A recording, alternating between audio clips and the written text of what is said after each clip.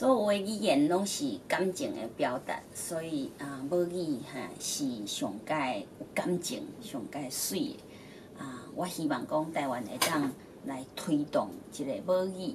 我用我家己的三生三生的这个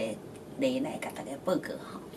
我的囡仔伫厝里拢讲台语，含阿公阿嬷、含我、含因爸爸拢讲台语。但是自从去读幼稚园了后呢，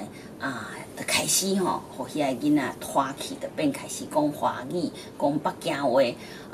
但是我坚持伊倒来厝里一定爱讲台语。伊若讲北京话、讲华语的时，我就甲讲听无。因为安尼的坚持呢，我的囡仔拢会晓讲台语，所以我感觉咱的这个母语的教育爱为幼稚园开始，也就是讲咱应该要求幼稚园至少爱甲囡仔教会晓2种的语言